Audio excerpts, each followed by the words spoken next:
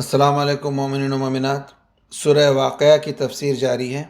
انشاءاللہ آج ہم اس سورہ کی تفسیر کا 9واں حصہ آپ کی خدمت میں پیش کرتے ہیں۔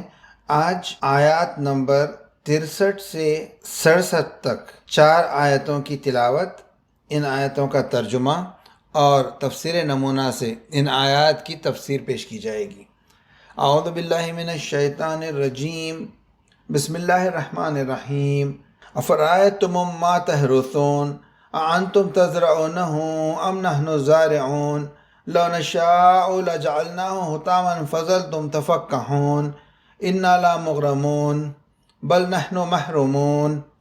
ترجمہ: افرأیتم ما تحرثون، کیا کبھی اس کے بارے میں غور کیا ہے جو تم کاشت کرتے ہو؟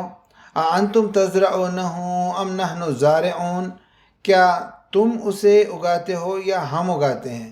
لو نشاء لجعلناہ حطاما فظلتم تفکہون، اگر ہم چاہیں تو اس زراعت کو مٹھی بھر خشک و کوبیدہ گھاس میں اس طرح تبدیل کر دیں کہ تم حیران رہ جاؤ۔ انا لا مغرمون، اس طرح کہ تم کہو واقعی ہمیں خسارہ ہوا ہے۔ بل نحن محرومون، بلکہ ہم کلی طور پر محروم ہیں۔ تفسیر: دانوں کو اگانے والا خدا ہے یا تم ہو؟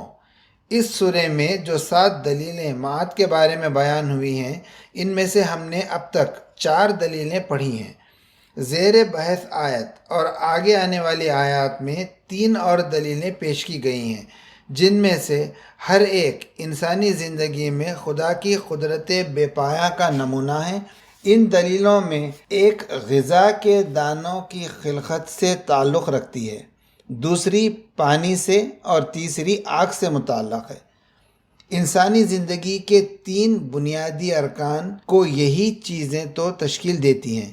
نباتات کے دانے انسانی غذا کا اہم ترین جز شمار ہوتے ہیں، پانی اہم ترین مشروب ہے، اور آگ غذائی اموات اور دیگر امور زندگی کی اصلاح کا اہم ترین وسیلہ ہے۔ پروردگار عالم فرماتا ہے، کیا اس میں جسے تم کاشت کرتے ہو کبھی غور کیا ہے؟ افرأیتم ما تحرثون، کیا تم اسے اگاتے ہو یا ہم اگاتے ہیں؟ اانتم تزرعونہ ام نحن الزارعون۔ جاذب توجہ یہ کہ پہلی آیت میں تحرثون ہے، جس کا مادہ حرث ہے، جو کاشت کرنے کے معنی میں ہے، بکھیرنا اور انہیں نشو و نما کے لیے آمادہ کرنا۔ دوسری آیت میں تزرعون کا لفظ استعمال کرتا ہے، جس کا مادہ زراعت ہے، جو اگانے کے معنی میں ہے۔ واضح رہے کہ انسان کا کام صرف کاشت کرنا ہے، اسے اگانا خدا کا کام ہے۔ اسی لیے ایک حدیث میں پیغمبر اسلام صلی اللہ علیہ وآلہ وسلم سے منقول ہے، تم میں سے کوئی شخص یہ نہ کہے کہ میں نے زراعت کی، بلکہ یہ کہے کہ میں نے کاشت کی، کیونکہ زارع حقیقی خدا ہے۔ اس دلیل کی تشریح اس طرح سے کہ انسان جو کام زراعت کے سلسلے میں کرتا ہے، وہ بچے کے تولد کے سلسلے میں جو اس کا کام ہے، اس سے کچھ زیادہ غیر مشابہ نہیں ہے۔ یہ زمین میں صرف دانہ ڈالتا ہے، پھر الگ ہو جاتا ہے۔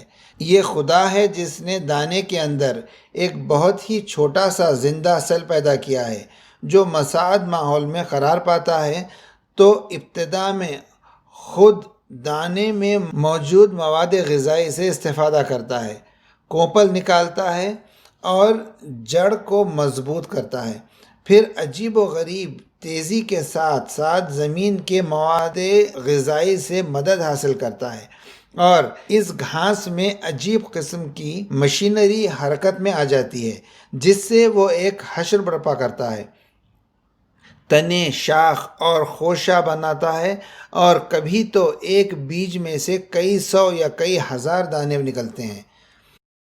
ماہرین کہتے ہیں کہ وہ ترتیبیں جو ایک گھاس کی ساخت اور اس کے ڈھانچے میں نظر آتی ہیں، ایک ایسے عظیم صنعتی شہر کی ترتیبوں کی طرح ہیں جس میں متعدد کارخانے ہوں، اور یہ ترتیبیں بنسبت اس صنعتی شہر کی ترتیبوں کے زیادہ تعجب انگیز اور پیچیدہ ہیں۔ کیا وہ ہستی جو اس قسم کی قدرت رکھتی ہے مردوں کو زندہ کرنے سے عاجز ہے؟ اس حقیقت کے پیش نظر کہ نباتات کی نشو و نما کے سلسلے میں انسان سوائے دانوں کو زمین میں ڈالنے کے کوئی اور کام نہیں کرتا، بعد والی آیت مزید کہتی ہے اگر ہم چاہیں تو اس زراعت کو مٹھی بھر خشک و کوبیدہ گھاس میں اس طرح تبدیل کر دیں کہ تم حیران رہ جاؤ۔ لو نشاء لجعلناہ حطاما فظلتم تفکہون۔ جی ہاں، ہم تیز زہریلی آندھی بھی بھیج سکتے ہیں جو اسے دانوں کے لگنے سے پہلے ہی خشک کر کے درہم برہم کر دے، یا پھر کوئی اور آفت و مصیبت اس پر مسلط کر دیں جو حاصل ہونے والے سرمایہ کو ختم کر دے۔ ٹڈی دل کا سیلاب اس کی طرف بھیج سکتے ہیں۔ یہ بھی ہو سکتا ہے کہ ایک عظیم بجلی کا ایک گوشہ اس پر مسلط کر دیں، اسی طرح کہ سوائے مٹھی بھر خشک روندی ہوئی گھاس کے اور کوئی چیز باقی نہ رہے، اور تم اس منظر کے مشاہدے سے حیرت و ندامت میں غرق ہو جاؤ۔ اگر حقیقی زار تم لوگ خود ہوتے تو کیا یہ امور ممکن تھے؟ تو پھر جان لو کہ یہ سب برکتیں کسی اور جانب سے ہیں۔ حتامن کا مادہ حتم سے ہے، اس کے معنی کسی چیز کے ٹوٹنے کے ہیں۔ زیادہ تر خشک چیزوں مثال کے طور پر بوسیدہ ہڈی یا گھاس کے خشک تنکوں پر اس کا اطلاق ہوتا ہے۔ یہاں مراد وہی گھاس ہے۔ یہ احتمال بھی تجویز کیا گیا ہے کہ حطام سے مراد یہاں زمین کے نیچے بوسیدہ اور نہ اگنے والا بیج ہے۔ تفکہون فاکہ کے مادے سے پھل کے معنی میں ہے۔ اس کے بعد فاکہ مزاح، خوش طبعی اور ایسی لطیفہ گوئی کے لیے استعمال ہوتا ہے جو محافل محبت کی جان ہوتی ہیں، لیکن کبھی یہ مادہ حیرت اور تعجب کے معنی میں بھی آیا ہے اور زیر بحث آیت میں اسی قبیل سے ہے۔ یہ احتمال بھی ہے جیسا کہ انسان کبھی غصے کی حالت میں بھی ہنستا ہے اور جسے غصے کا ہنسنا کہتے ہیں، وہ سخت اور بڑی مصیبت کے وقت بھی مزاح سے کام لیتا ہے۔ اس بنا پر اس سے یہاں مراد وہ مزاح اور خوش طبعی ہے جو مصیبت کے وقت ہو۔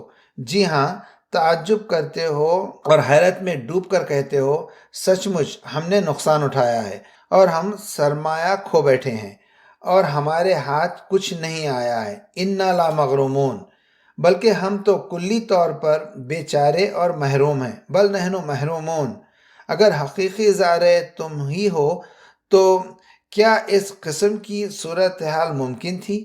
یہ چیزیں بتاتی ہیں کہ یہ سب آوازیں اور صدائیں اسی طرف سے ہیں، اور وہی ہے جو ایک ناچیز دانے سے کبھی سرسبز گھاس اور کبھی سینکڑوں یا ہزاروں دانے پیدا کرتا ہے۔